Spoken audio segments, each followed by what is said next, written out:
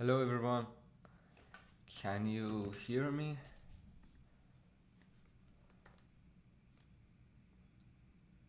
Let me see, yeah, I see myself. Can someone confirm if you hear me and see me?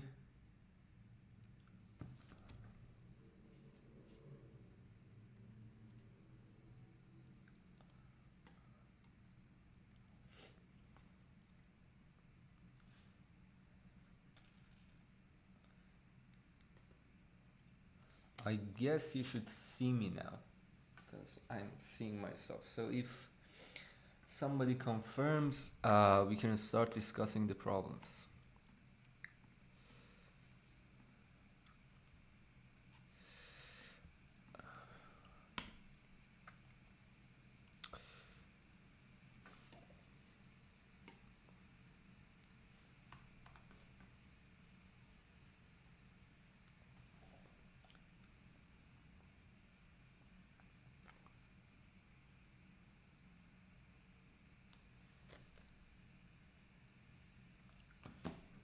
Okay, so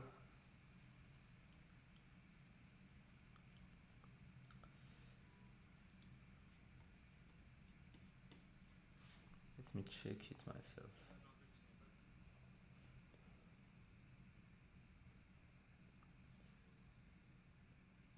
I guess I should be audible now.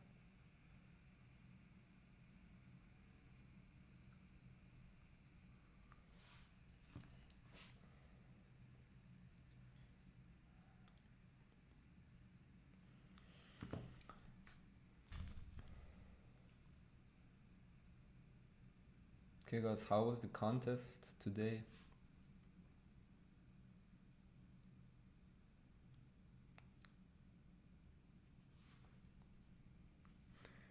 Maybe I should start discussing from the first problem, problem A of the contest special characters. So notify me if anything was wrong. I assume that everything is okay so far. Okay guys, the first problem was the special character problem. This was saying that we have a string. We want to provide a string such that the number of characters will be the number of special characters will be exactly n. And by a special character, it means a character that is equal to one of its neighbors. Your voice is too low. I now see your comments. I was asking from you if everything is correct or not, and I didn't receive anything. My voice is low right now.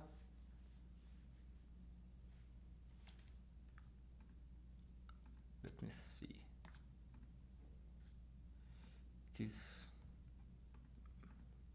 It seems to be the maximum.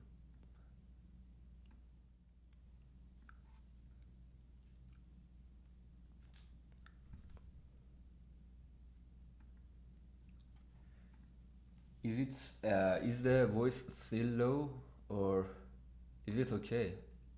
Maybe I can talk a bit louder if it is a bit low.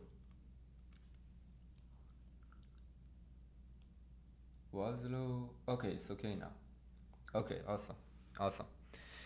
Okay, so the number of special characters, we want the number of special characters to be n. Well, the solution to this problem is that first, n should definitely be even. Because if n is not even, then we can say that, in each block of equal characters, we can say that if the size of block is greater than 1, we can be sure that the first character in that block and the last character in that block is special. So in each block, the first and the last one is special. And if the size of the block is 1, I mean it's only one character. For example, we have A, B, and then A.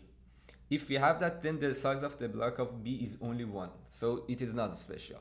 So if it is 1, this block has no special character. And if the size of a block is greater than 1, then it has 2 special characters. So there's no way that we can make it odd. It is always sum of some 2's. Because some values are 2, some values are 0. So we can say that at the end, our n should be even. And if n was odd, we immediately say no, it's not possible. Otherwise, we try to make exactly n half blocks. As you can see in my code, first I say that if n was odd, then see out no. Otherwise, divide n by 2, see out yes. And n times, and by n now I mean n half because I divided n by 2. N times see out AAB.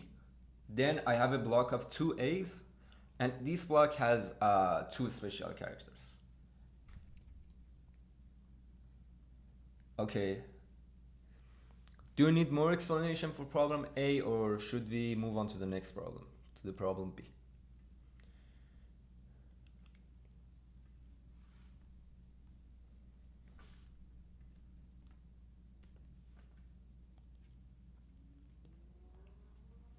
Move. Okay, all right. So let's move on to the next problem, array fix. Let me see that what this problem was. I forgot. Okay. This problem says that assume we have an array, and for each of the numbers in this array, we can remove that element and instead put their digits in order. For example, when we have 67, we can remove 67 and instead of that, in that place, put 6 and 7. And we know that each number has just 2 digits at most. So each number has at least one and at most 2 digits. So we want to see that can we make it increasing or not. Well, my approach for this problem was greedy. You know, the point is, the way that I approached this problem, the way that I thought about this problem was like this. First, immediately after I saw the problem, I said that, okay, the last element is never optimal to do the operation on the last element, because the last element should be as big as possible. It's not, it doesn't make sense to make the last number smaller. So I was saying that the last number should not be modified. And then I continued this logic.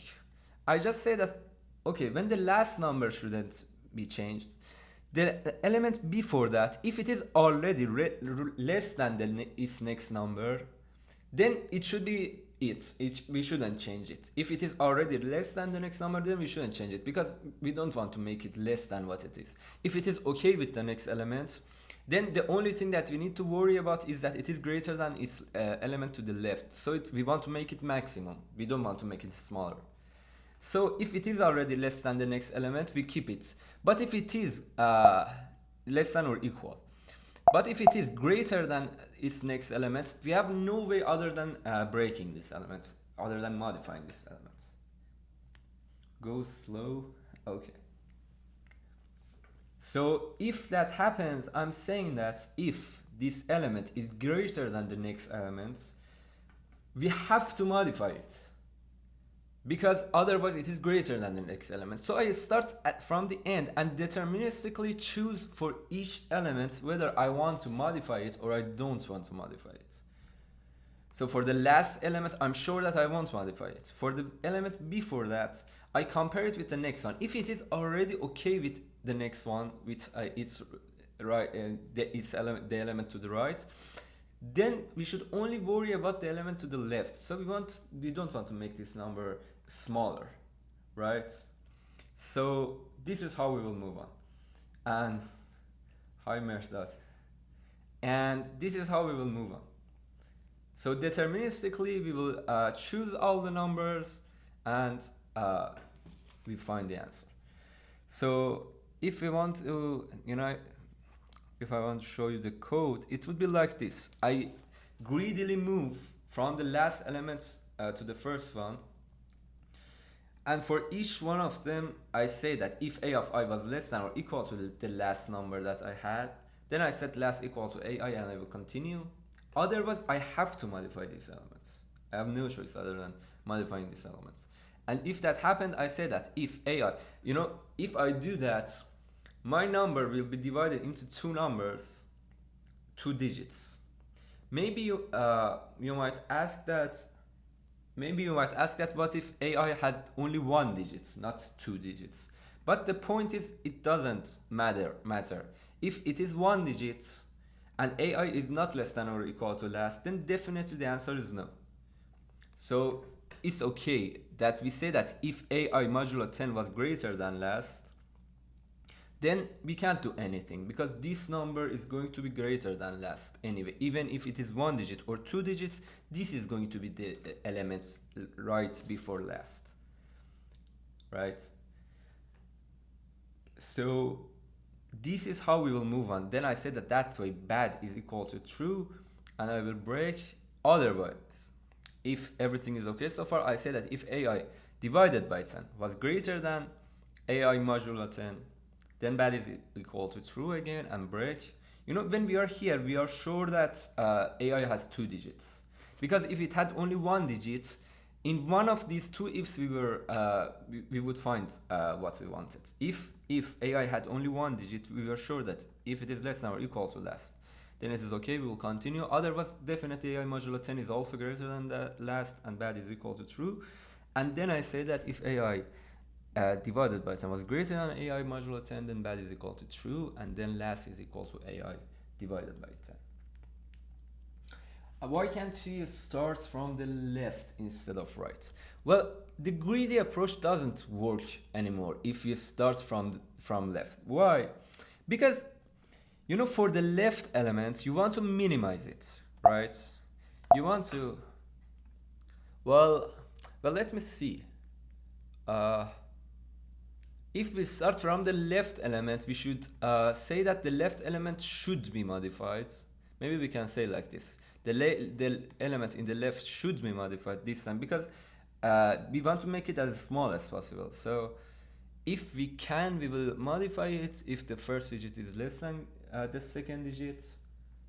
And yes, this can also work, but with another approach. Yes, that can also work. If we start from the left and we say that if we can modify it, we will modify it. Okay, yeah, that will work as well. But this is completely different. I mean, if we start from right, we try to not change elements. We try to avoid changing elements as much as we can because we want to keep our numbers as big as possible. But if we start from the left, we want to minimize our numbers. So we want to modify them as much as possible. Okay. Can we do CP in Java? You can do that, but if you want to become a top-rated competitive programmer, you have to at some point do in C++. And there's no cost in doing that because if you train that much that you become a very expert person in competitive programming, then just moving to C++ is the simplest part of it. So you can start with Java, and that's completely okay. Start with Java, and whenever you reach some place, you can continue in C++. Okay, guys, do you have any more questions about this problem, or should we move on to the next one? Okay, go fast. I will. Arrow path. Well, this problem says that we have an array. We have a grid 2 by n, and in each of them there is an arrow which is to the left or to the right. And we want to start from 1 and 1, and each time we can go either to the right and to the left, or downward or upward. We can't go outside of the grid, and after that, we will move to the direction that specific cell is pointing at.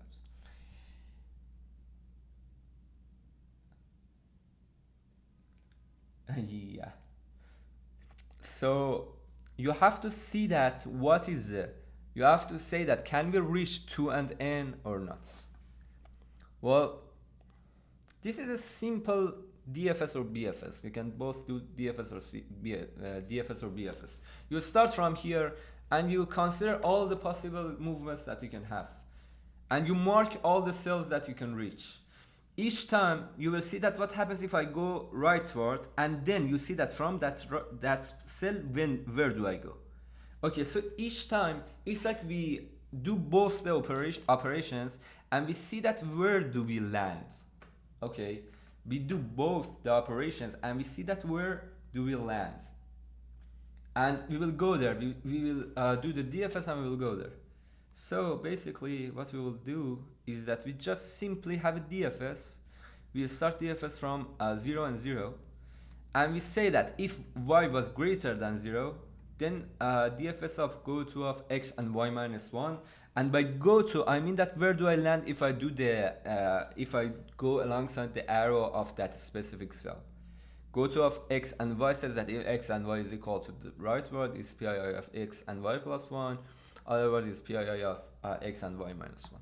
And in here I use PII pair of int and int instead of two integers because I was more comfortable implementing like this, because I wanted to have a function that tell me that where does this cell point out to, and I just pass it to DFS, and in there I will mark that cell, and at the end I just check if mark of 1 and n minus 1 was true. So does that make sense for you? Do you need more explanation for this one, or should I move on to problem D? So this was just a simple DFS, or also BFS would work as well. It doesn't matter, we just need to mark the vertices. So mark these cells. So it doesn't matter that we run it in the BFS order or in the DFS order. We don't care about the distance. So we don't want to find the shortest distance. We want to just find whether we can reach there or we cannot reach there. Okay. So we start from 0 and 0, and each time we see that where do we land, and we will call DFS of that cell. Okay, let's move on to problem D. Problem D says that we say that a string is good. I call it good if the first half of it is equal to the second half of it. So a string is good if and only if the first half is equal to the second half. It really works here. Move to the right if possible. Move to the right if possible. I'm not sure. Okay, there's a question from problem C. No, I guess not. I guess that you should do everything. If everyone implemented greedy, they can answer. But I guess no. You should consider all the possible passes. Okay, so we want to say that a string is good if and only if the first half is equal to the second half.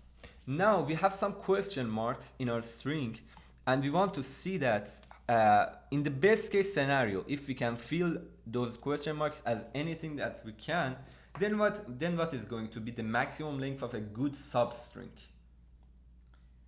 Okay. So we want to find that out. For this problem, I say that I will use DP for this problem. This is a beautiful DP problem. It doesn't look like that, but you can use DP. DP of I and j is equal to the maximum length of a prefix starting from I and L so that they match. Okay, so I mean that what is the maximum value of L? DP of I and j is the maximum value of L such that the string of S from I to I plus L is equal to j plus L. Equal to S of j to j plus L. So DP of I and j is maximum value of L. Let me write it like this. It is half interval. It does not contain I plus L. So the length is exactly L. S of I to I plus L is equal to S of j to j plus L. Okay. I want to see that what is the maximum L for that. And the only important thing, question marks are no big deal. Question marks are no big deal in here. Their only point is that they can be matched with everything. So if you have a question mark, this question mark can be matched with everything because it can be anything. So if your other letter is, for example, letter C, or it is letter D, or it is letter Z, it can be matched with all of them. Okay, so I just want to find out this dp for each I and j. I want to find out what is this maximum L, and question mark can be matched with anything. Well, the point is, if s of I and s of j can be matched with each other, then dp of I and j is going to be dp of I plus 1 and j plus 1 plus 1.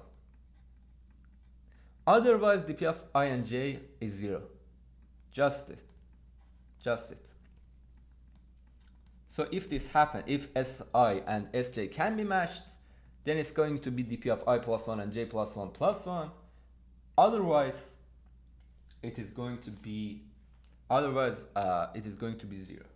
Can this problem d be solved using prefix function? You mean prefix sums?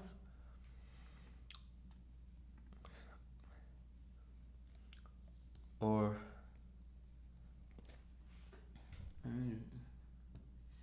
okay, so my code is like this. I don't know why tabs in here look like this. In my code, tabs are a lot better.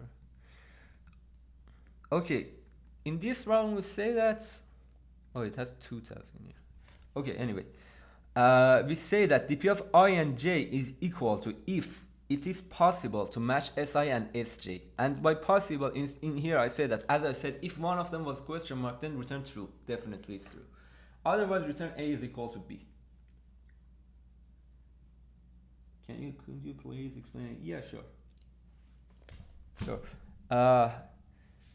I will explain again on, let me say this and then I will explain it again on the input. So I just say that if they can be matched, I say that dp of I and j is equal to 1 plus dp of I plus 1 and j plus 1. Otherwise, dp of I and j is 0. And when I calculated these values of dp's, I say that for some value of I and j, if dp of I and j was greater than or equal to j minus 1 I, if this value was greater than or equal to j minus I, it means that this part can be matched with this part, with this part. And this means that we have a good substring. So if dp of I and j was greater than or equal to j minus I, then ans is equal to maximum of ans and 2 times j minus I.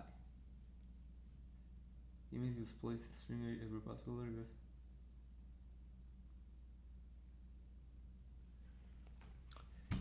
I'm not sure if you asked from me. Okay, so let me also explain this again in this example. So that's a very good question. Why I use a loop from right to left and not left to right? I will talk about that. So let's talk about this example first. We have code 5 question marks and s, for example, this one. So we have code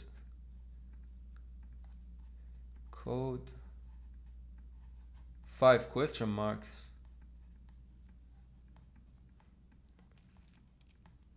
and s. Well, we define dp of I and j as the maximum value of L such that I to I plus L can be equal to j plus L. Okay, so we start from the end. The first dp that we calculate, let's the indices of these values are from 0 to 9. Okay, the indices are from 0 to 9. So first, what is dp of 8 and 9? Can you tell me? What is the value of dp of 8 and 9? This is the first dp that I calculate.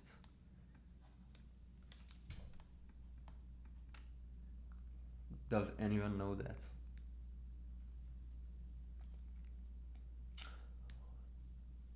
Well, dp of 8 and 9 is talking about the prefix that is starting from here and the one that is starting from here. Exactly, it's 1. Exactly, it's 1. Because this can be matched with this. So this is 1. What is dp of 7 and 9?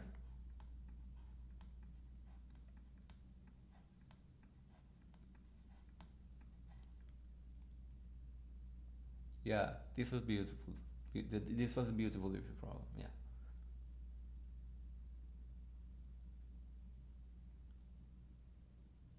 Yeah, we will talk about that path solo. I'm sorry if I pronounce it wrong. Yes, again it's 1. What is dp of 7 and 8? This is where it gets more interesting. What is dp of 7 and 8? dp of 7 and 8 is talking about the one that is starting from here and from here. It's not 1 anymore. Well, with my definition of dp is not 1 anymore, but maybe you could use another dp that with that definition it's also 1. But in my definition, exactly, it's 2. Because question mark can be equal to question mark s. This question mark matched with this question mark, and this question mark matched with s. So if you have these two strings, question mark, and question mark s, this question mark matched with this question mark, and this question mark matched with s. So it is 2. So this is how I calculate dp.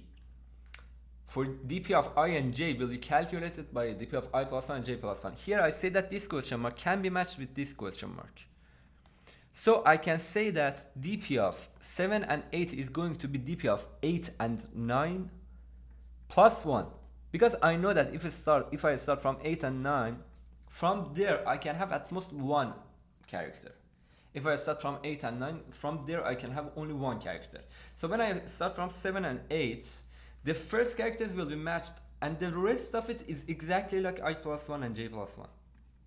I mean that if the first elements are the same, then the next ones are completely like I plus 1 and j plus 1.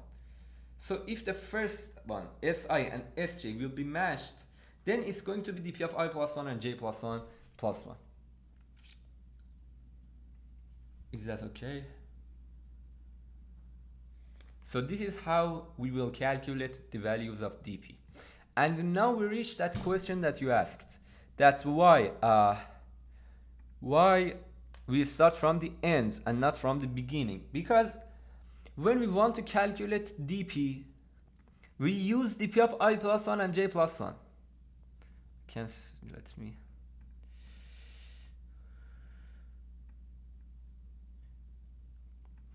We are using dp of I plus 1 and j plus 1. Let me close this. Right? So this is what we're doing. So I plus 1 and j plus 1 should be calculated before I and j. So we have to start from the right. I plus 1 and j plus 1 should be calculated before I and j. You can see what's happening.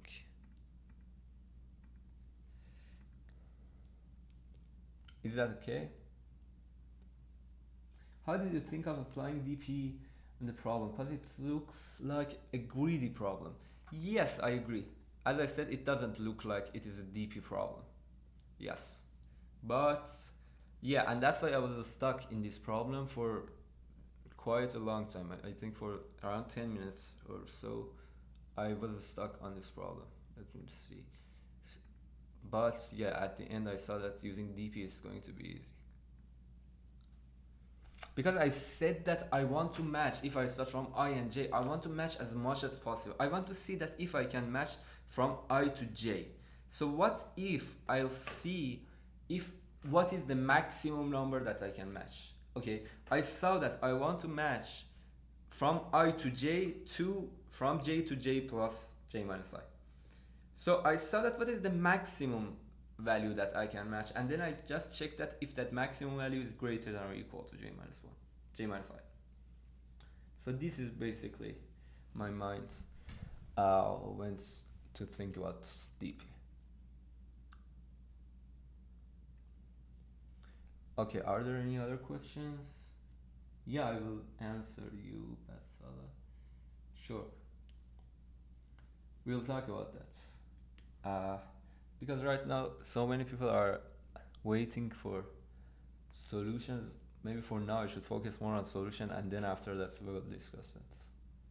I said that after the stream I will answer your questions. That's completely okay. So should we talk more about problem D, or should we move on to the next problem?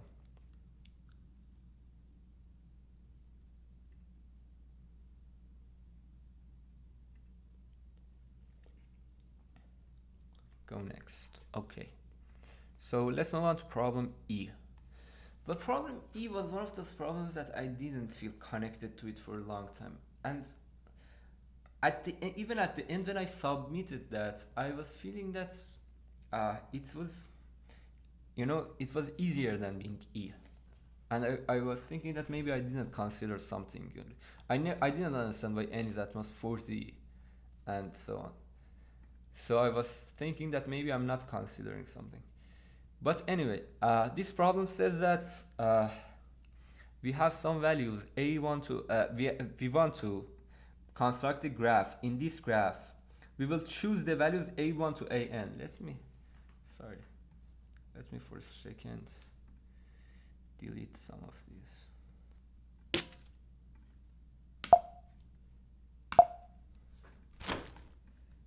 Okay. So this problem is saying that assume that we want to construct a graph, and the graph will be constructed like this. Oh, it doesn't leave me. And the graph will be constructed like this.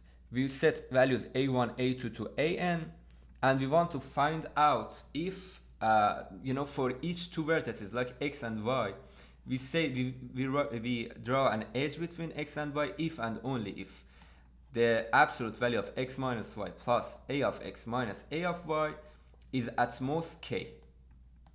And we want to partition this graph into minimum possible number of clicks.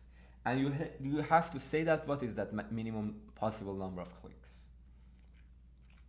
Okay, and you want to say that what is the value that you assign to each of the vertices. And for all the numbers should be from 1 to n, and they should be distinct, so that you should assign a permutation. Distinct. Okay. So we want to find that out. Well, in here I say that this is kind of obvious, because when you have some value k, I'm saying that the maximum size of a click that you can make is of size k. I mean, you cannot make more than k. Why? Because if I close this, it opens again. So let me move it here. So I say that I cannot have a click with size more than k. Definitely I cannot have a click with size greater than k. Why? Because if I consider the first element at the last element in here, their distance would be at least k, and their value will be different by at least 1. So this value, when this one is at least k and this one is at least 1, then the total value is greater than k. So the total value is going to be greater than k, and that's not possible. So I say that the size should be at most k. Okay, the size of a click should be at most k. There can be at most k vertices that all of them have edge to each other. In other words, it's not possible that two vertices have edge to each other if the difference of their indices is more than k, is at least k. Okay, so this is the first thing that I say, is that each block of some vertices, if I want to make that a click, its size cannot be more than k, because no element can be connected to an element with index greater than the index of itself plus k, greater than or equal to that. So that's obvious, kind of, right? Do you agree with this proof? I said that this value is going to be greater than or equal to k, and this one is also greater than or equal to 1, so the total sum will be greater than k, which is not acceptable. So this is what I say about this part. And the second part, it's obvious that we can make it with k. How? Okay, in this part I used some examples. I was thinking about some examples. I said, okay, assume that we have, for example, 10 numbers. And I saw that if I have 10 numbers, it makes sense if I put them like this. For example, 10 here and 1 here. I mean, my k is 10, and I want to make a click of size 10. I put 10 here and 1 here. and then 2 here, sorry, 2 here, and 9 here, and then 3 here and 8 here, and then 4, 7, and 5, and 6 in here. And this way it would work. And then I generalized it, and I said that, okay, it always makes sense to start from k half, go all the way to 1, and then start from k and go all the way to k half plus 1. And k half can be a floor of k half. There's no problem. So even if k is out, it works. I start from k half, I go all the way to 1, and then I start from k and go all the way to k half plus 1. If I do that, it always makes sense. Why? Because for these elements 1 and k, they are okay, right? 1 and k are okay. Their distance is 1, the distance of their indices is 1, and their difference is k minus 1. So it is, the sum is at most k. And also, as much as I go leftwards, I know that all these elements are less than these elements. So when I go leftwards, each time my distance will be increased by 1, but my value will be increased by 1, and that makes that up. So as I go leftwards, my distance to this to this right part will be increased by 1. But on the other hand, my difference will be decreased by 1 because my number is now greater than what I had previously. And because all these numbers are less than all these numbers, when I go leftwards and I make this number bigger, my difference will be less than before. So that's the whole idea. So all the elements in the left part and all the elements in the right part are okay with each other. So it's only remain that we say that elements in the left part are okay with each other, and elements in the right part are also okay with each other.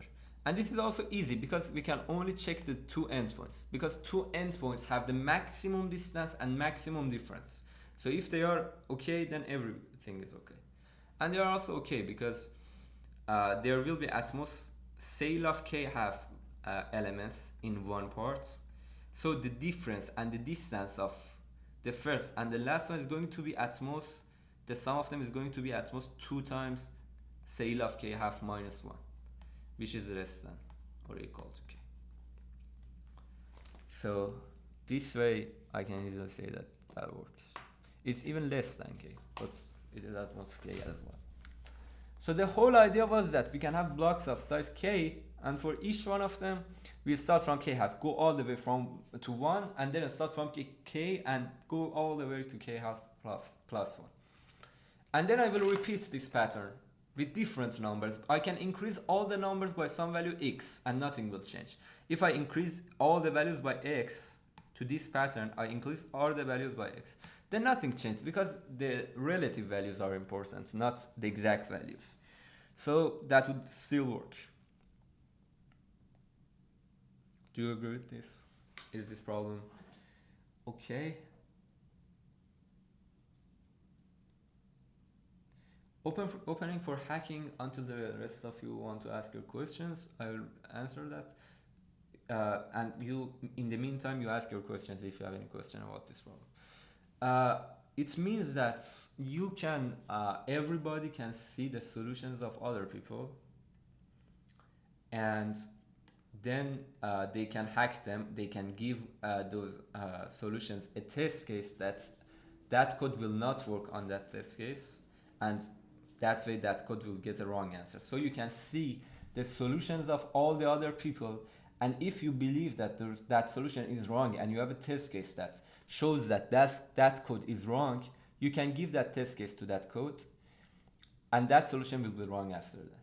And when this phase finished, then all the codes will be tested again to see that if they're completely okay or not. And it's possible that right now you have accepted the problem, but after the final test, you see that your code is not accepted anymore. Okay. So, do you have any questions for this problem E, or should we move on to F?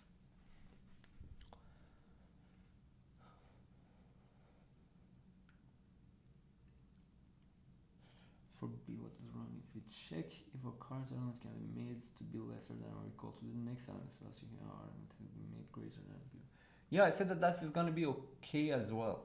We can also start from the left in problem B, start from the left and go forward, and each time try to split our number if it can still be greater than the previous value. If we can split the number. So if we start from the leftwards, our preference is to modify the number because we want to make it as small as possible. So in our greedy approach, when we start from the left, we try to make the number as small as possible. While when we start from the rightward and we go leftwards, we want to maximize each number. So we want to don't modify any number until we have to. So both works. We can start from left and try to modify numbers unless we can't do that, or start from the right and try to not modify the numbers unless we have to modify them. Okay. I think it's better you can maybe join our Discord server and put that there in the help section of our Discord server.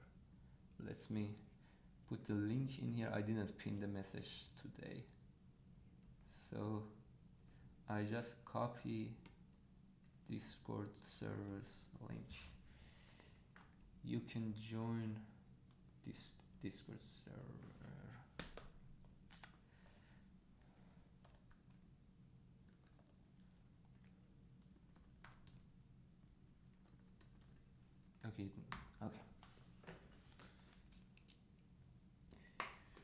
Okay, so if you don't have any other questions about this problem, I can move on to the problem F. Shayan for this, and while debugging this was breaking code, and that took me 20 minutes for a second code which led me to just solve it. Oh, that's bad. Okay guys, shall we discuss problem F as well? This was a beautiful problem. This was the problem that I enjoyed in this contest. Yeah, I can show the code as well for problem E. My code is not very neat for this problem because I was in the middle of contest, but it's not that bad as well. So I just said that K, first I said that K is equal to minimum of K and N at K because it doesn't need to be greater than N. We don't need that. And then I had these blocks. This is the this is the starting index of our new block, and each time we add K to it. And this add value means that we should add this value to all the elements in that block. So our value will be added by add. So our value starts from K half, and each time this value will be decreased by 1. When it reached 0, I set it to be equal to K. And then for each AI, I say that value plus add. But if you run this, you get the output you get might have numbers greater than N. You might have numbers greater than N in your output if you run this code. So at the end, I also had a compression, which is another topic that maybe we need to discuss in the future. Maybe I will make a video about that, about compression. It means that when we have some numbers and they can be anywhere and only their relative order is important, I just want to save the relative order, I can move them to 1 to N. So in here, because I saw that we can have numbers greater than N, the first thing that I thought of was to quickly implement a compression, and then I see out all the values. Should focus more on problems that cares about some topics and avoid having a lot of constructive problems which need some time to prove. Yeah, maybe I agree with that. Maybe it should be more focused on topics, on different topics. Oh, and I see that tomorrow is another contest. There's a Div1 and plus Div2 contest tomorrow. Okay, so do you have any other questions, or shall we move on to problem F?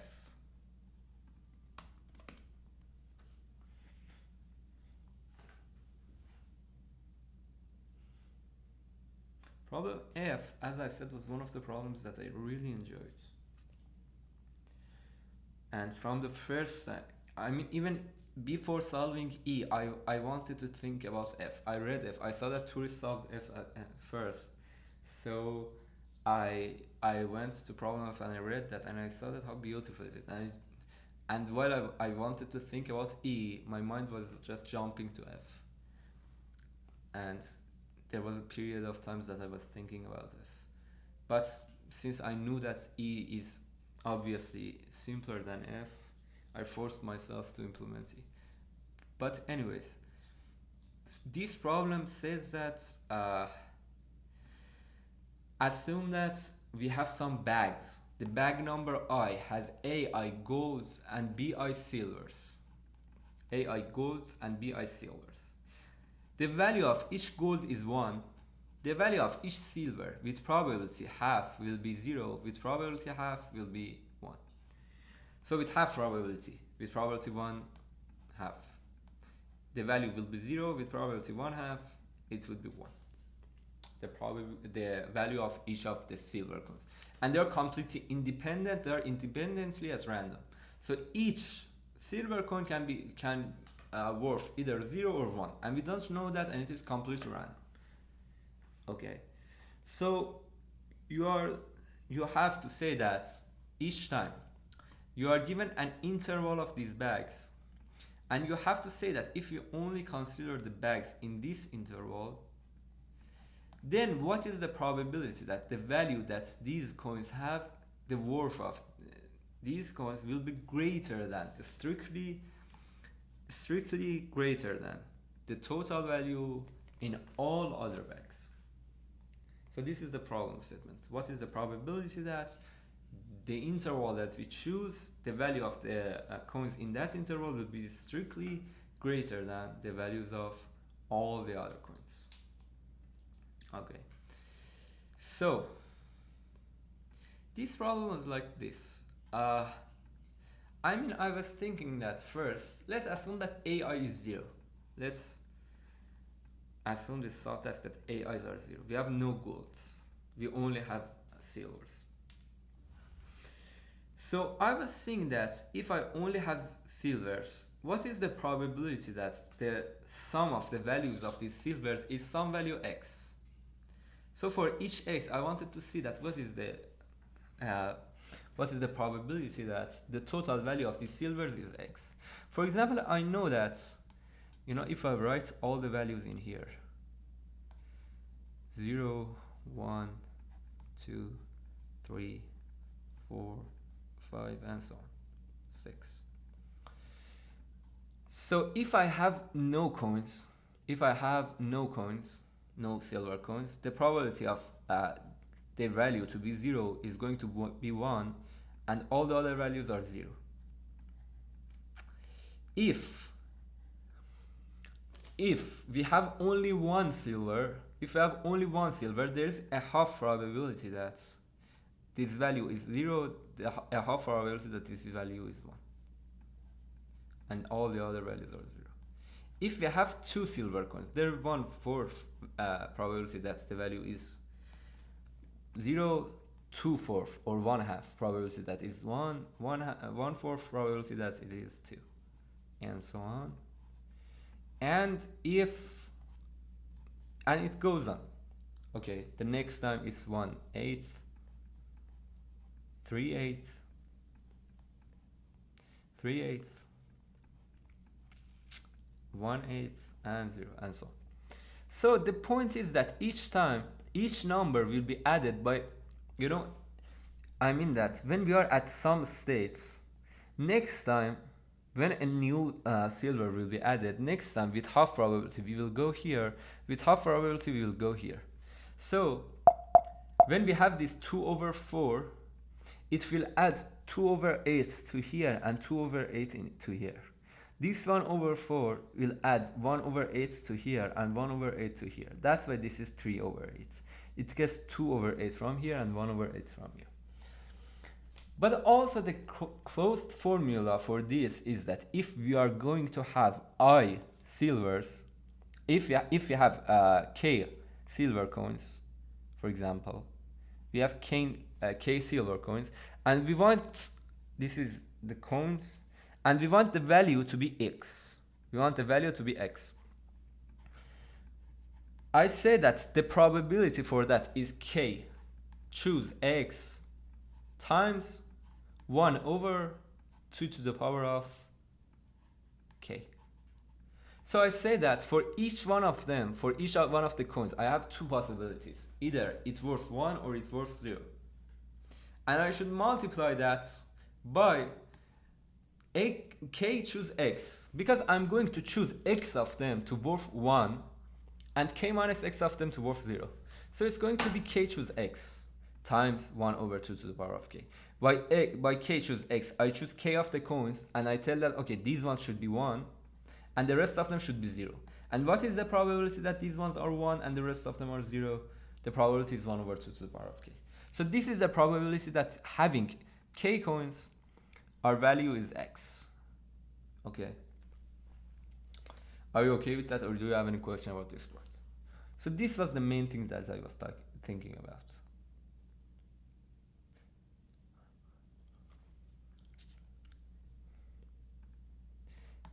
But the main point, the main thing that helps me to solve this problem was that when I tried to remove a silver coin, I mean that I assumed that, okay, so far I was just thinking that I have some coins, I have some silver coins.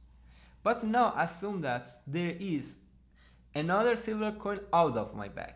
So the value of that silver coin for me is either 0 or -1, because I mean that I assume that all the coins outside, I negate them, and I know that the value of me minus the value of them should be greater than 0. So if I negate their values, the sum should be greater than 0. Okay, so if I have a silver coin outside of my part, outside of the interval that I'm choosing, if I have a silver coin then the value of that silver coin for me is either 0 or -1, right? Because it either adds 1 to my opponents or it adds 0. So I said that what happens if I added silver coin outside? I saw that, okay, with probability 1/2, each of these states, this one with probability 1/2 goes to -1.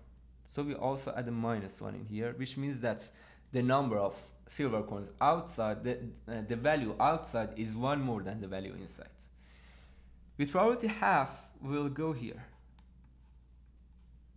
And with probability 1/2, we will stay here. And also this one with probability 1/2 comes here.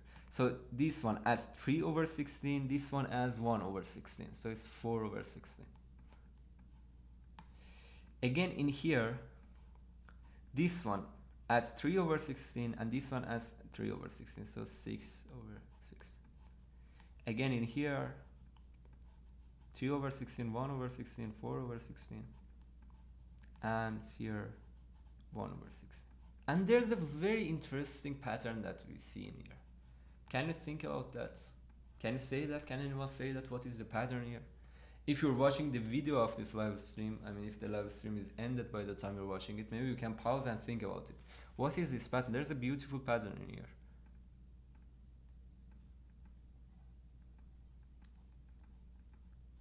And the pattern is that it is exactly like adding a silver coin, but it is just shifted 1 to the left.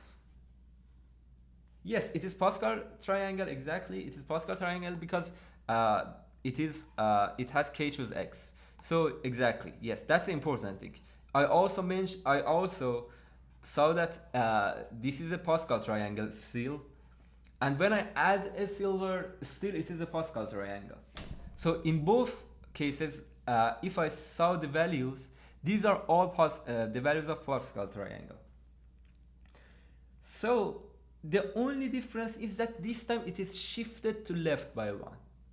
So there is no difference between adding a silver inside of my bag or outside of my bag, other than if I add outside, it's just like I'm shifting my array to the left by 1.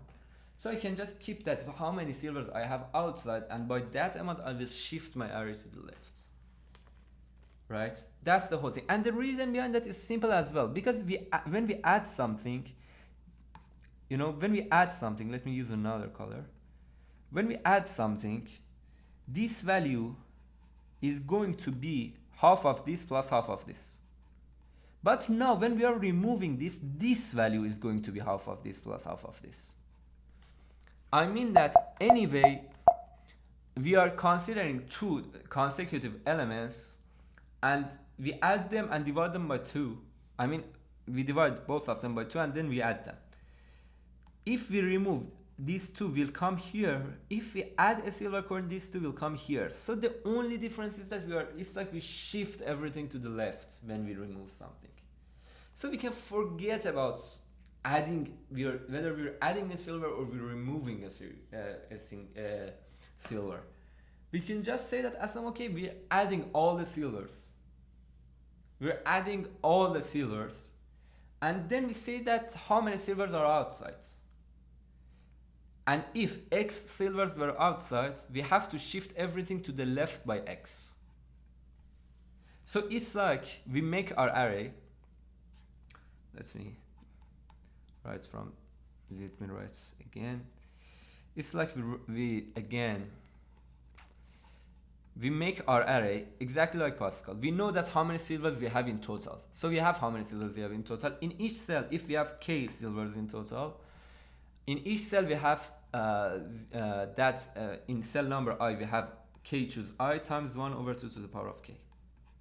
So for example, this one is again k choose 3 times 1 over 2 to the power of 3, and so on. Okay, so this is how it moves on.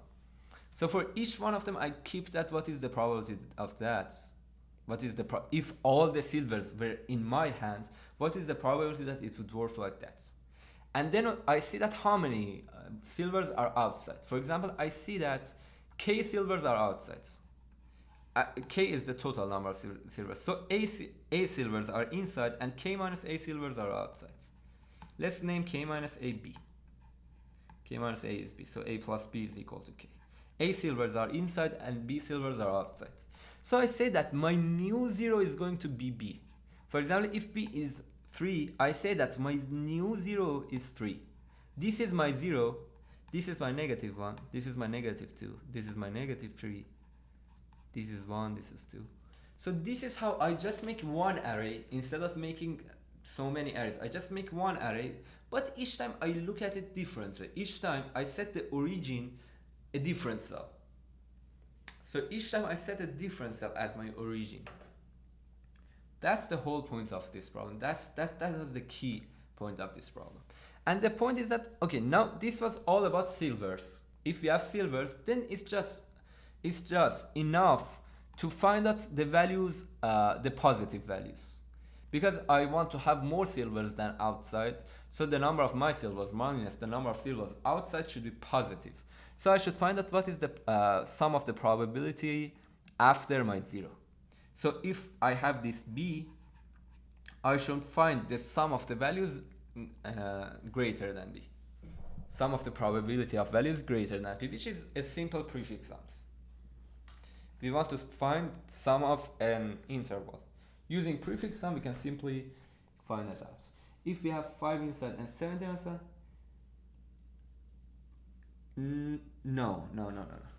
I'm saying that if I have 5 insides and 17 outsides, I look at it like I have 22 insides and 0 outsides.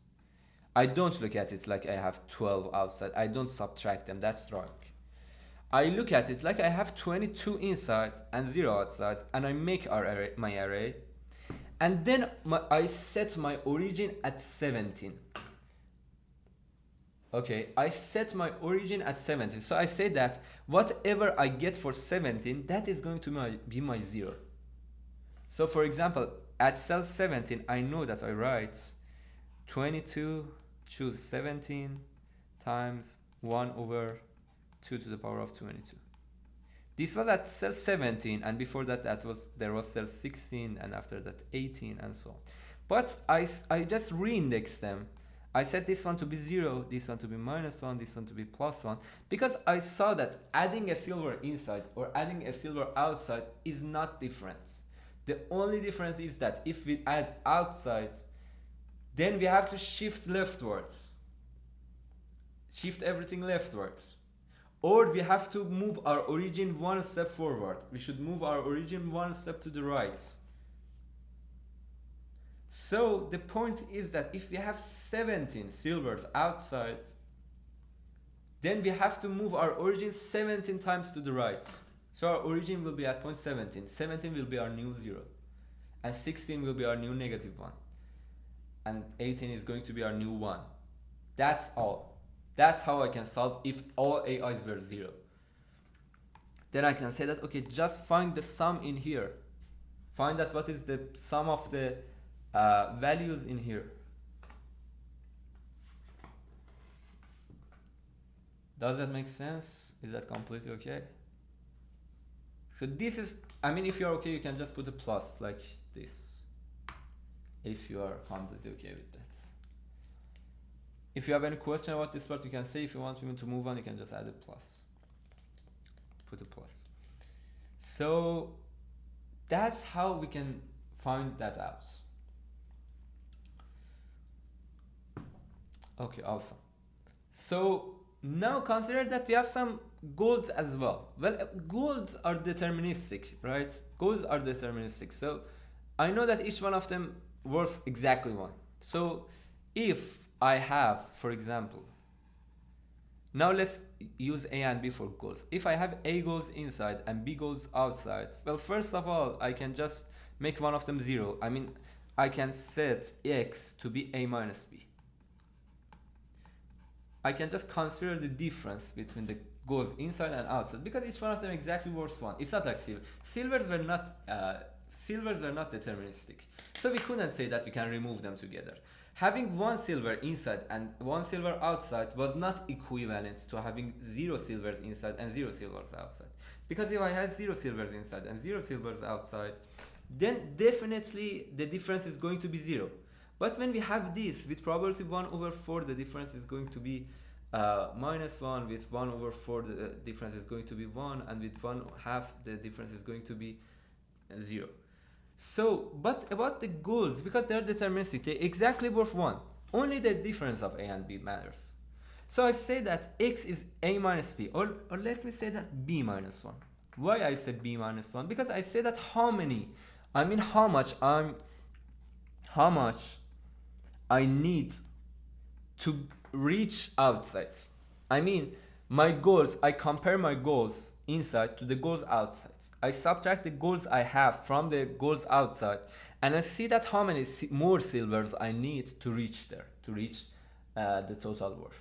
So I set X to be B minus 1, then it means that my silvers should be at least X plus 1 more than the silvers outside. Because in goals, I fell back by X.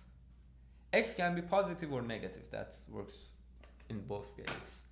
So I just find what is the value of X using a simple prefix sums, and I know what is my origin. My origin is at some place. My origin is at some place. Now I want to find out what is the probability that I can get more than X by silvers. Well, I can simply add X to my origin because my origin is my new 0. So my new X is origin plus O plus X. For example, if this is O, this is O plus X. So I have to find out all the values after O plus X, which is again a simple prefix sum. In my array, I find the sum of all the values after O plus X. A simple prefix sum.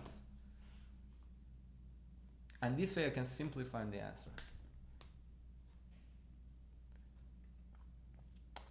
Is it completely okay? If okay, again, you can put a plus. If you have a question, you may ask. I will move on to the code as well. Well, in my code, I just first, as I said, this part is a preprocess to calculate factorial, and inverse of factorial. Inverse of each factorial is factorial of n minus 1 to the power of mod minus 2. I calculate all the inverses. I use a power function, which I calculate power in of log of b. And this is to calculate c. Well, I assume that you know all of this because you want to solve problem f. I assume that you already know all of this when you want to solve this problem. So this is the prefix sum. This is the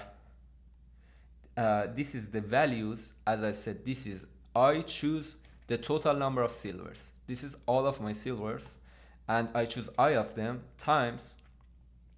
This is inverse of 2. This is the number that if I add, if I multiply it by 2, it's going to be 1, right? So it is the inverse of 2. So I multiply it by inverse of 2 to the power of the number of silvers, which means it's like dividing by 2 to the power of total number of silvers. And then I calculate the prefix sums on these values of val. Each time I find out how many golds I have and how many silvers I have. My new zero, as I said, my origin is going to be the total number of silvers minus the number of silvers inside. Because this value is the number of silvers outside. And I said that my origin should be moved right by the number of silvers outside. So if I have these many silvers outside, my new zero is going to be this. And my goal, the goal I have, the amount of value that the worth of the silvers that I have should be the total number of goals minus goals inside. This means goals outside minus goals inside plus 1. I mean that I should have this much more silvers. My silvers should worth at least this much more than outside. So this is my goal, and I say that the points that I care about is new zero plus goal, and I should find out what is the sum of the values after this. So I say that if this points was less than 0, then definitely the sum after that is 1. If this was greater than ps of n, because I just calculated p value for up to ps of n total number of silvers. If it was more than that, then c out 0. Otherwise, just use the prefix sums, and your answer is going to be 1 minus the sum of the prefix before this cell plus mod modulo mod. And this is going to be my answer. And this got accepted. Did you completely understand it? Or do you have any questions about this part?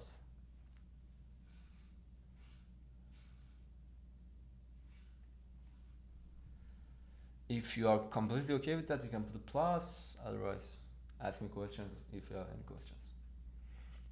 And the good news is that I don't have delay anymore. I worked on that and we don't have any delay anymore in our streams.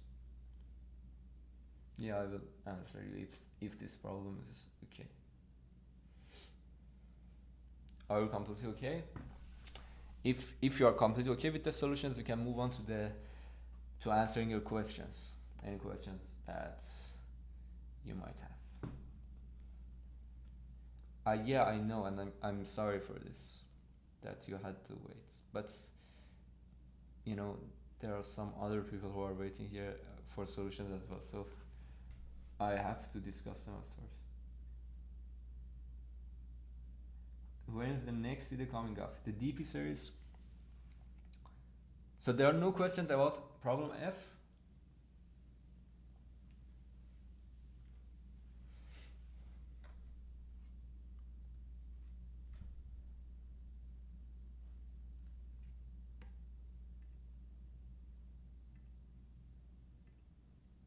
Okay guys, from 0 to 10, how do you rate this stream? Feel free to give us any negative feedback. We will work on that. I mean, any negative feedback is good for us because we will work more on that and we will improve. So just in order to know that how much you were satisfied with it and how much you learned from it, If you can, please give me a number from 0 to 10. 10 is the most, the best, and 0 is the worst.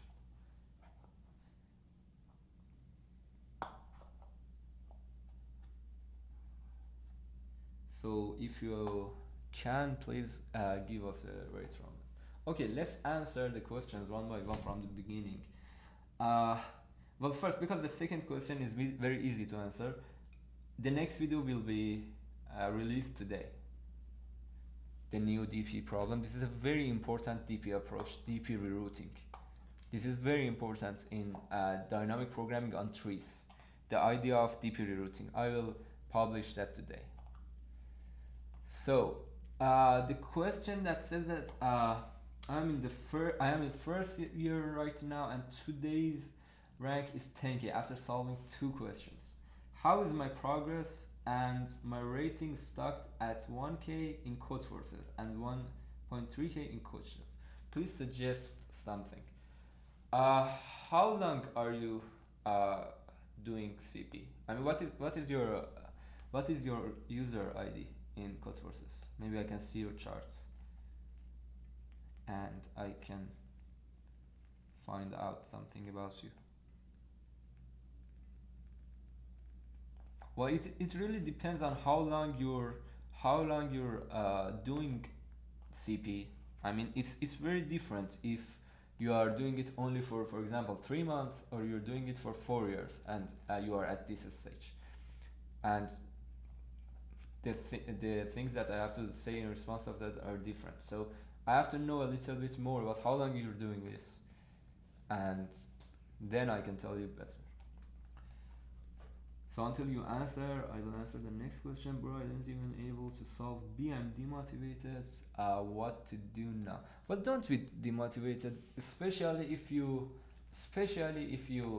have started recently.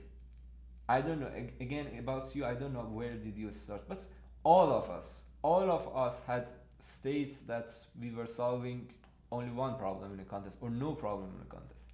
I mean, all of us had this stage, but we continued and we became better eventually. So again, I have to know that how long you're doing CP, but I'm saying that don't be demotivated, especially if you have started CP recently.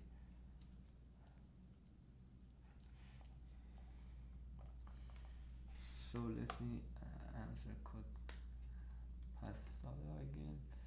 Okay, this is your. Okay, you just started 6 months ago, as I see in here. And I guess that you didn't ever had a teacher or anything. I think that it is important. Maybe you should use Yusaku Guide, I mean, to learn something, but don't learn algorithms too fast. I have a video about newbies. I have a video about how to get out of newbie, and I told you 5 things that you have to do and 5 things that you should not have to do if you want to get out of newbie. For example, you should not start learning complicated data structures if you just started and you're a newbie currently, because your problem is solving problems. So you have to solve implementation problems, math problems, constructive problems. So for example, go in Codeforces, sort the problems from the simplest one to the hardest one. This applies for most of you which have the same question. Just find the questions with tag implementation. I mean, use the tag implementation and sort the problems and start from the beginning and solve many of them. Myself, when I started CP, I solved so many easy problems, and that helped me a lot. I mean, to the point that I reached experts. All I was doing was solving easy problems, and that helps me to think on problems. Because even when you get stronger, again, there are some problems which are relatively easier than your current rating, but they are from some topics or some parts that you're not very comfortable at. And when you solve them, you get better at those specific topics as well. So myself, I mean, from the beginning to experts, most of the things that I also had classes. I had teachers for comparison for programming and for Olympiads in general. But my main training was solving easy problems from the beginning, and I think I solved the first 5 or so pages of CF,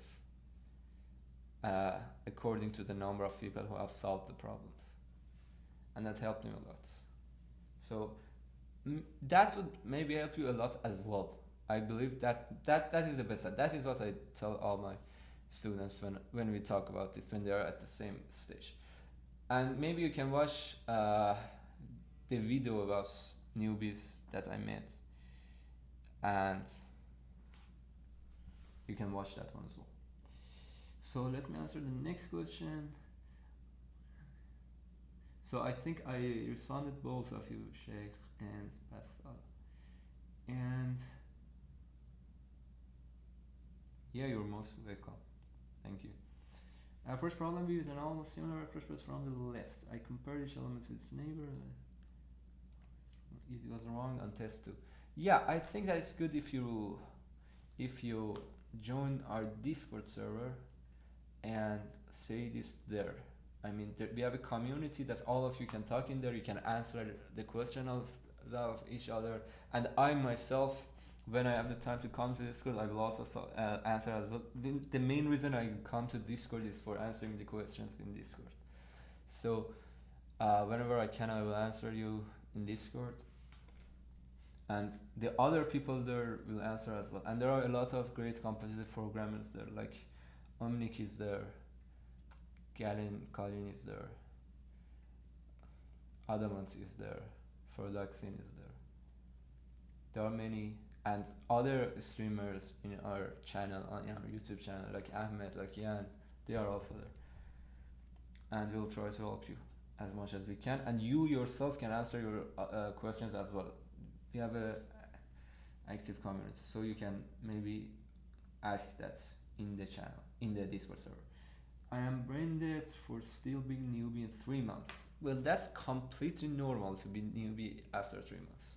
Don't worry about it. Just I say that if I want to say again, I will repeat exactly the same things that I said in my video. In my video, I exactly pointed out this issue in my video about newbie. So if I want to say again, I will exactly repeat them.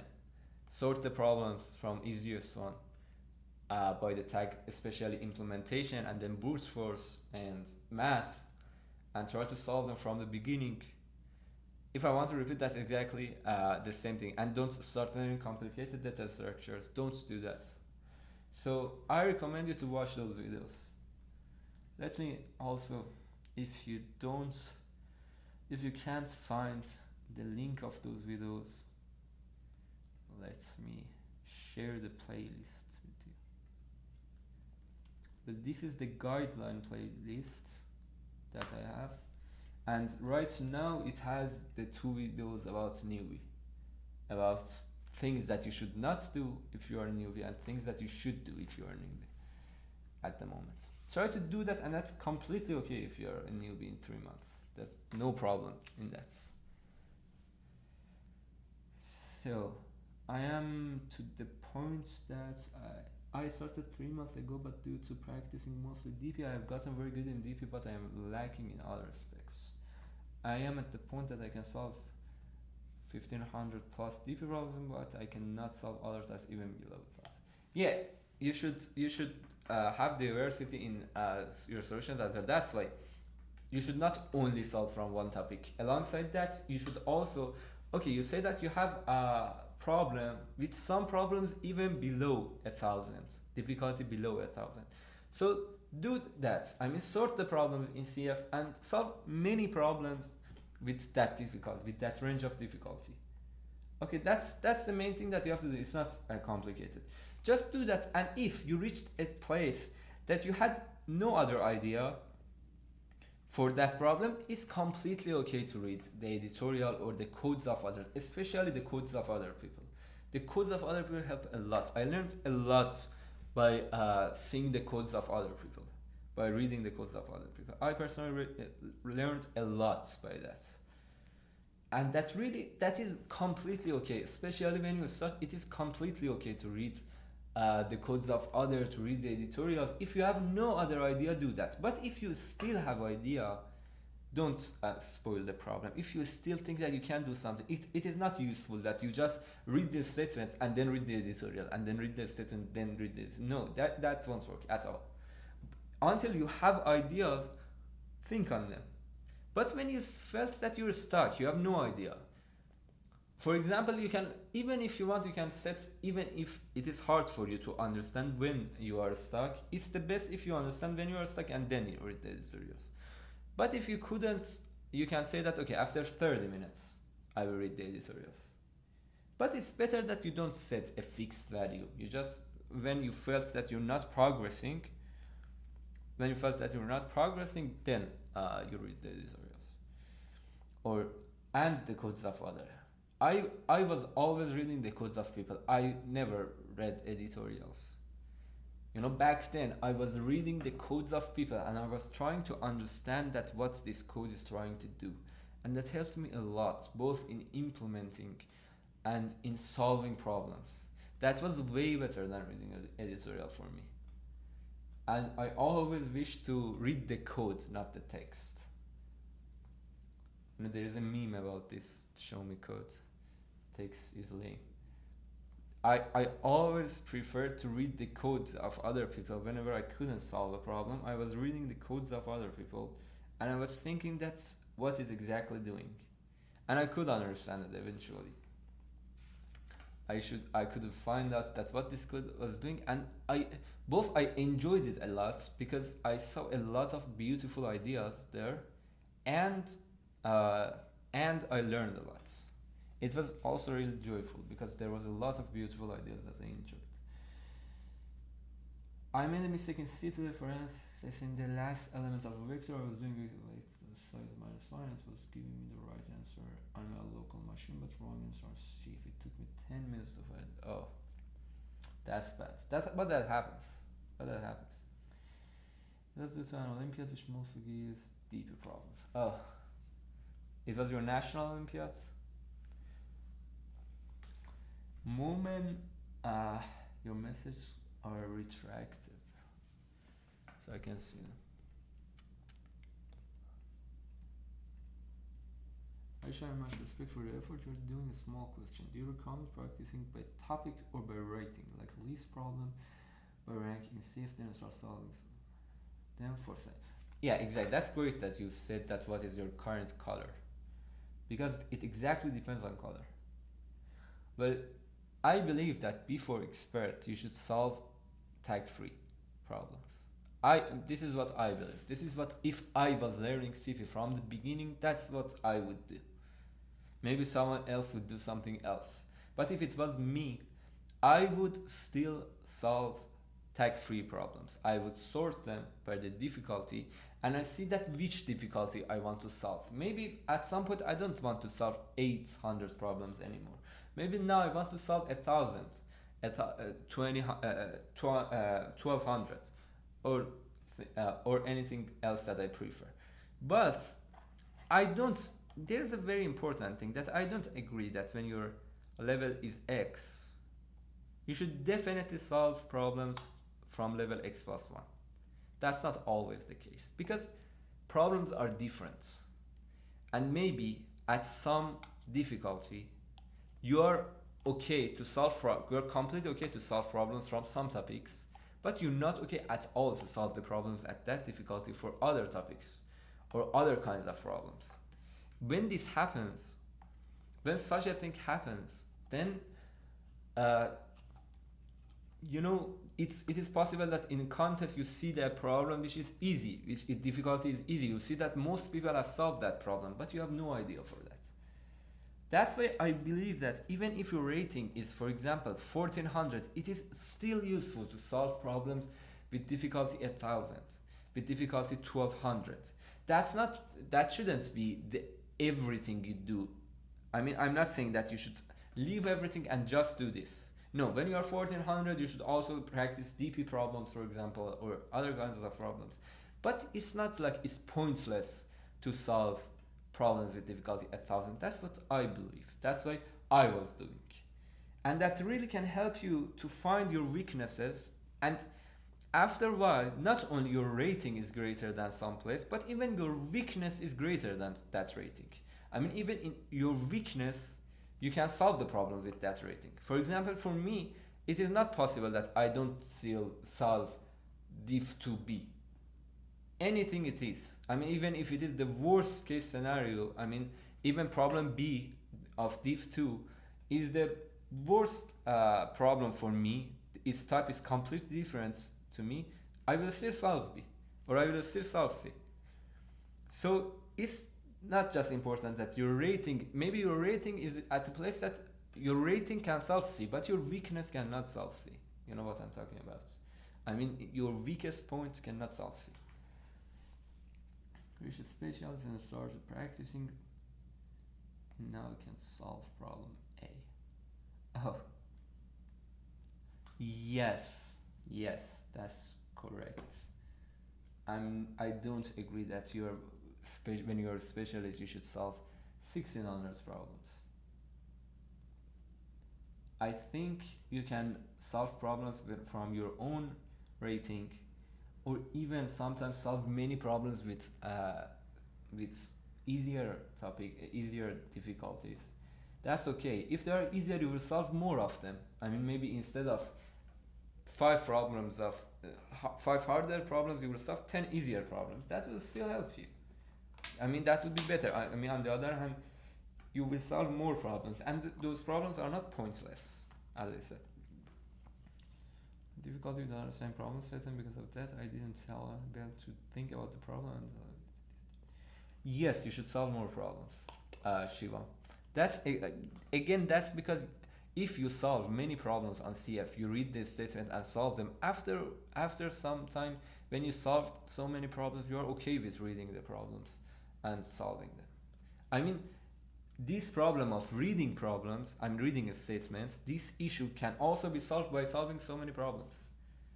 When you solve so many problems, not only you are solving a competitive program problem and you are implementing it, but you also are reading a statement. So that's exactly the training that you need. You're reading so many statements, understand them, and implement them. So the best thing that I can tell you is also try to solve, sort the problems, start from the beginning, and solve as much as you can at this stage. Is it better to spend 30 minutes on a problem, and if you cannot solve, look at the solution, or green the single problem for like 2 hours till you get the solution? I said that if you are stuck, read the editorials. Because I believe that, I mean, if we have a plot of efficiency, if we have a plot of efficiency, this is time and this is efficiency. If at the beginning it's maybe like this, it is so, I mean, at this time, you know, the benefit you get from this problem by thinking on this problem is like this. And you see that at some point you're almost stuck at this problem. And you have like no other idea. I mean, you're not doing anything. There are 2 important things. The first thing is that your efficiency will be decreased. I mean, the benefit you get from the problem, that it still exists. And you should do that sometimes, to think a lot on a problem, especially when you get a greater rating. But on the beginning, that has 2 problems. First, your efficiency will be decreased. It is still has productive still, but it is, you know, it is less than before. Okay, so it's like you have a plot like this. And also, when you are stuck, this might help you. Stucking in a problem might demotivate you and also make you don't like CP anymore. And just start training it, especially when you're starting it. But if you read the solution, both it is more productive and you love CP because you see very beautiful ideas. And you will study more, you will practice more. I mean, it motivates you more than before. But if you just look at a problem which is harder than your current level and try to think on that and solve that, and you're stuck there and you can't do anything, it just demotivates you, and it just feels like you are not able to solve it, you're not able to be good at competitive programming, etc. And you don't even like to do this doesn't feel good to practice, and that's very bad. But maybe it is just because you're starting. I mean, there's no issue. All the people were newbies someday. I was a newbie someday. Everybody, people who are not newbie in CF, they just started participating in contests very late, but their level also was newbie someday. Their real level was newbie someday. I mean, someday they started to just have a code of cout hello world. That was all they knew. So for everyone, that stages existed.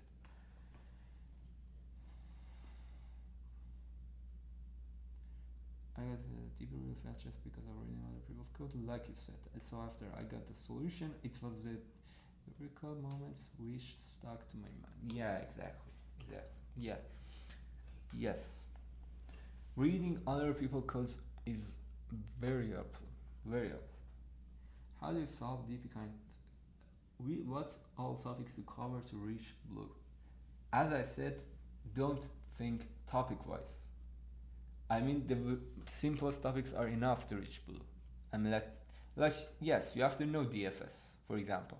You have to know DFS, or very simple other topics. But you don't need to learn complicated. For example, you don't need to know segment tree at all, and it is wrong to learn it. Not only it is not useful, but it is wrong to learn that, because you're wasting your time. I mean, you have a limited time and a limited energy, so you should spend that wisely. You should spend that efficiently. You have a limited energy, so if you spend that energy on learning segment tree while your problem is implementing the simplest problems, that's not useful at all. So I believe that don't look at it topic wise, just know the basic topics. Like, for example, you should know, for example, DFS or topics at that level. And you will see that if you start solving easy problems in Codeforces, you sort the problems and starts easy problems, and as your rating grows, the problems you solve can grow as well. Then you will see the problems you need to reach some rating. You know the algorithms needed. So my rule was like this: I don't learn an algorithm until I find a problem that I want to solve and it needs that algorithm. So I don't just start learning an algorithm. You know, the first time that I learned persistent segment tree, for example, was the time that I was solving a problem and I was stuck and I had no idea and I couldn't solve it, and I read the code of someone and I saw a beautiful kind of segments, and later on I understood that this is persistent segment tree. I mean, I read the code, I understood what it is, and then I implement that. I understood what it is doing, and I implemented that, and later on I understood that this is named persistent segment tree. And many other algorithms were like this. I mean, I saw many things that I was feeling like, when I reached a problem that needed that algorithm, then I learned that algorithm. So don't just start learning algorithm for the sake of learning them. Just learn them when you reach some problems at some difficulty, that this difficulty needs these problems. Okay, so that's basically all.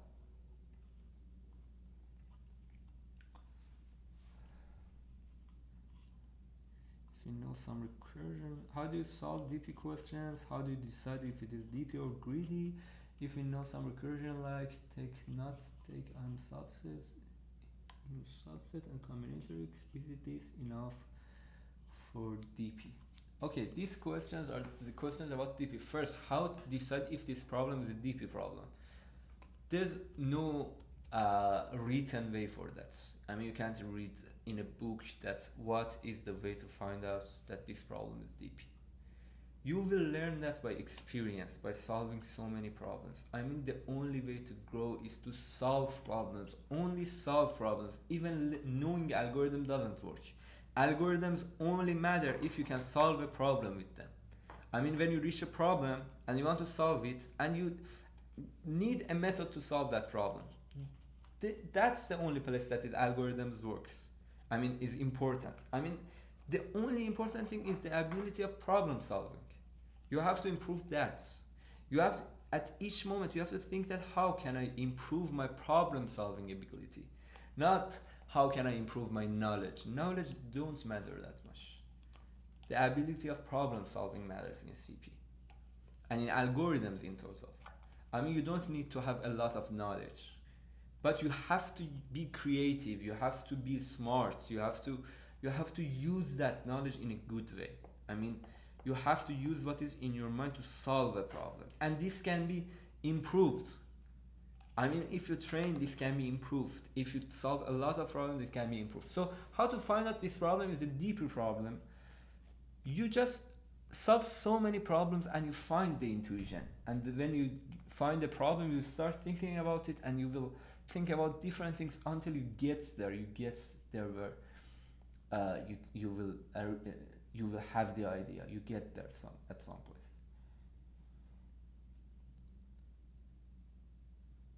Yeah, and yes, if a problem is a recursion problem, I mean, you have a recursion for it, and you can memorize it in a good way. You can just, if you can define some states, some finite amount of states, that you can say that this is all of it. Maybe let me make myself bigger, because the screen is not needed anymore.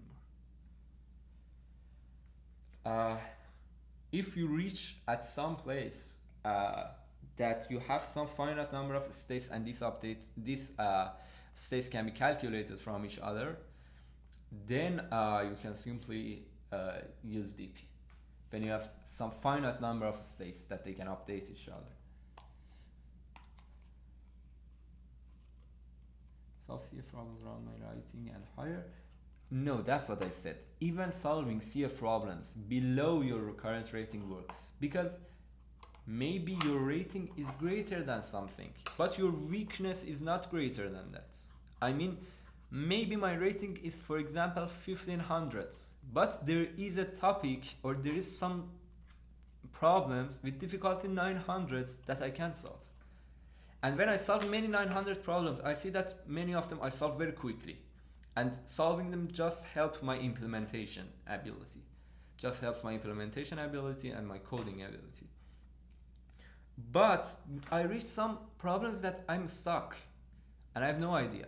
This problem is easy, is lower than my rating, but I see that I have no idea. I can't solve it. And I try to do something such that even my weakness, my worst ability is able to solve that problem. I mean that even if that's from the worst topic. I mean, you never see that, for example, tourist does not solve problem C or problem D of div 2. You never see that. Even in worst case scenario, you will solve that. So it's important that your weakness, I mean your worst weakness, you should not only look at your rating, you should also look at what is your weakness. And if in fact improving CF rating is most of times even very related to your weakness, because you see that you add your rating, I mean your rating will be increased, and one contest you will mess up and your rating will be decreased by 100. And that's because of your weakness, because in that contest, after many contests, it happens once that this is from a topic that you're not good at, and you will destroy your rating. Yeah, and this okay.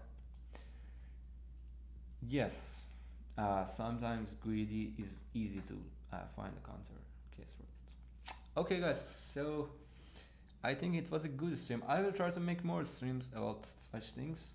I will make more streams that we will talk about all these things.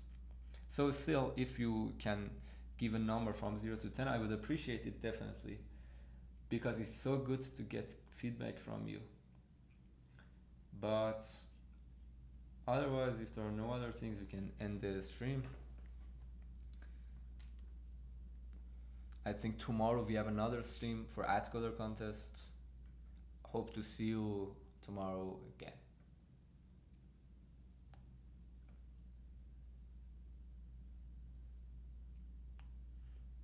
Thank you very much. And if you have any suggestion or any important thing, for example, something that we should change, I mean something that helps us to improve it, to make it better, that would be really appreciated if you can tell us. For example, maybe one issue can be that we get distracted from solving problems while we're solving. For example, I'm trying to solve a problem that someone asked a question out of topic, and I will answer that, and the other people will be waiting there. Maybe that's the issue that I should work on, and I don't get distracted and answer questions off topic while I'm solving the contest. I miss such things. If you had any suggestion, you can tell me. Feel free to tell me. Even if you're watching this video after the live stream, you can say that in the comments below. Okay, thank you very much. Goodbye.